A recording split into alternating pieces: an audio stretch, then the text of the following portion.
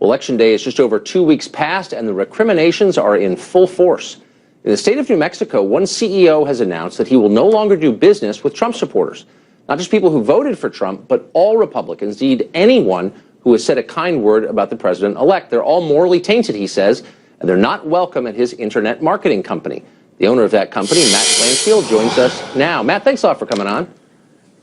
I got to say, thank you for having me. One thing I appreciate about the statement that you issued is that it's totally straightforward. There's nothing stealthy or feline about it. You're out there. You're saying what you think, and I do respect that. But it does seem like you are saying of Trump voters, you're not just wrong, but you're bad people. Is that what you're saying?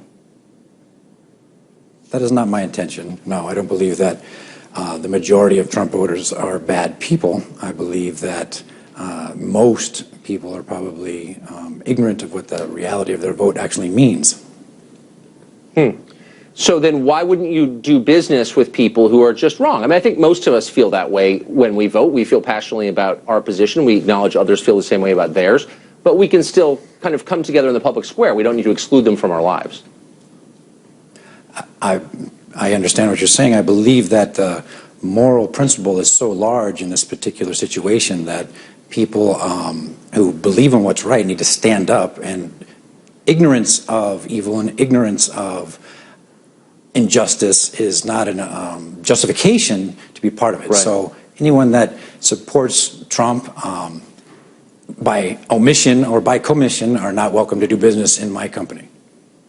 Well, I mean, I'm sure you see the irony here, and I can't be the first person to point out that in the name of inclusiveness, you're excluding people, and in the name of tolerance, you're being intolerant. Has that occurred to you? I've not made the claim that I'm trying to be inclusive or that I'm trying to be tolerant. I am not tolerant of bigotry. I'm not tolerant of fascism. I'm not tolerant of sexism. I'm not tolerant of many immoral behaviors in this world, and I'm not attempting to be tolerant of them. So, I mean, a couple questions, but you say fascism. I mean, you don't really believe that. If you believe that Trump was a fascist dictator, then you would organize an actual resistance to him. I mean, you would be Dietrich Bonhoeffer. You would be fighting against him, for real. I absolutely believe that Trump is a fascist, and Hitler was elected legally. Putin was elected legally. Trump has been, well, it appears that the Electoral College will elect him soon. He lost the majority vote, the popular vote, but it appears that the election that was rigged against him, he'll be able to have less votes than his opponent and take office. I find that quite ironic. But, you know, I absolutely believe that Trump is a fascist, and I believe his actions thus far are indicative of what a fascist does. Well, then why wouldn't you take up arms against him? If you really believe the country is being taken over by someone you just compared to Hitler, then that's like the worst thing that could ever happen. That's correct. I believe that this interview right now is the first step that I'm able to make to do so. I've received probably 50 death threats, threats against my children, threats to burn my business down, threats against my employment. My phone, my business email has not stopped from people singing Hitler songs and claiming that they're the KKK. I don't think any normal person would agree with any of that. But but also, I mean, if you are decrying the climate of rage and intolerance, aren't you adding to it? I mean, you're saying you won't do business with Trump supporters. Would you have them into your home? Would you eat with them? Would you use the same water fountain as they do? I guess my question for you is, if you were a member of the Nazi Party in the 40s in Hitler's day, would you have done business with Nazi Party members? Well, I don't know. I mean, I'm not living in the 40s, and the Nazi Party doesn't exist in the United States. So I'm asking you a specific question about what's going on now. Donald Trump was just elected president. You're saying you're not doing business with his supporters. And my question is, to what degree will you take it? Will you eat with them? Would you allow a Trump supporter in your home? Would I allow a Trump supporter in my home? Yes, I would. I would have no problem talking with Trump supporters. I work with Trump supporters. I interact with Trump supporters. But as a citizen of the United States, I'm fully within my legal rights and within the state I actually live in. There is nothing illegal about me choosing to not do business with someone who supports someone I believe to be a dictator, that I believe to be a fascist. That is legal, but do you think it's okay? I mean, as a principle, do you think it's okay for people to refuse to do business with others they disagree with? You think that's all right? Absolutely. And I think that you sidestepped my question when I asked if you would have done business with Nazi Party members in the 40s, because that's something that you're obviously an educated, intelligent person. You can determine if you would have done so. And your failure to answer that, I think, is indicative of your position. Well, I was doing it out of politeness to you because it's such a ludicrous comparison. I didn't want to humiliate you by pointing that out, but I'll do so now since you pushed it. That is an absurd thing to say. And, of course, there's no comparison at all. But if we could just move beyond that, explain to me the absurdity in my statement, sir. That Trump is Hitler? I mean, I think it's self-discrediting. I mean, there's nothing about. I didn't say Trump was Hitler. I said Trump is a fascist. Right. Okay. I doubt you could define the term, but let me just get to specifics here. You say it's okay. Well, then why don't you educate me? Then educate me with the term, because obviously hundreds of people that have attacked me today.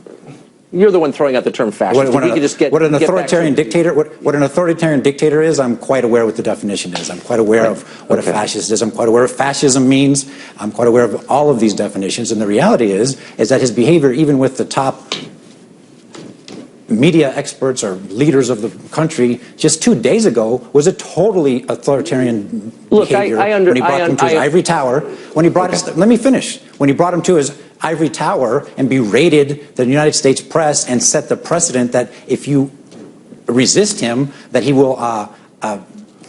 He didn't even have the moral turpitude to do it openly. So first, you're trying my patience here. I mean, I'm sorry, because what you're doing is belittling historical reality. Being rude to news anchors who make $3 million a year is not the same as rounding up an entire ethnic group and killing them or invading Poland. It's just not. And so for you to say that really does sort of diminish actual historical crimes. But again, I don't want to dwell on that because I think it diminishes you by doing so. Let me just, I want to get to this point because I think it's meaningful. Feel free to diminish me as much as you would like. You're doing it to yourself. Look, I think it's totally valid to not like Trump, and I think it's valid to be mad at people who voted for him. I'm not denying your right to do that. But if we were living in a fascist dictatorship, our men would appear behind you and drag you off the screen. So let's not sort of overstate the reality of modern America. But let me ask you this. The left has argued consistently that it is not allowable.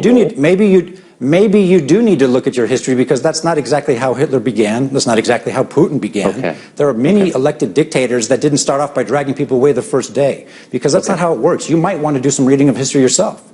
Okay. I think we're veering into hysteria here. But let me just ask you this one question, because, again, finally, I think it's important. The left has argued consistently for the past 8 years that if you disagree with somebody, his behavior or beliefs, you are not allowed to decline to do business with him. That is discrimination, and you've seen it in a famous case over wedding cakes and gay marriage, and yet you're saying that's totally fine.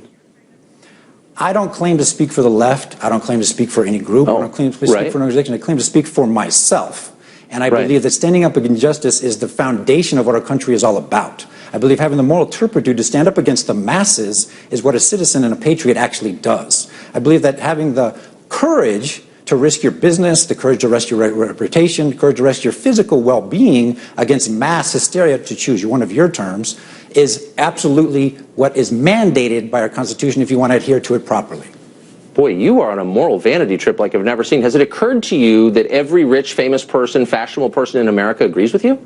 That you're taking no risk at all? That in fact, people like you are celebrated in every American newspaper and award ceremonies? I mean, come on. The argument you just made was absurd. It is irrelevant. Reality is irrelevant what people of position and power and wealth believe to be the case. Once upon a time, all of the wealthy and powerful people believed the earth was flat. They were incorrect regardless of their own personal beliefs. Man, I'm just saying you're not taking a huge risk in doing this, other than discrediting yourself and embarrassing yourself in front of your neighbors. How many death? Hey, excuse me, sir. How many death threats have you received today? I don't know. I'm out of time. Hard to see you as a victim. I do admire you for saying what you think in public. I'm always for that. I don't think I'm a victim. I'm not a victim in any way, shape, or form. I am not a victim, and I've never claimed to be a victim. Okay. Well, thanks a lot, Matt. I appreciate your coming on. Appreciate it.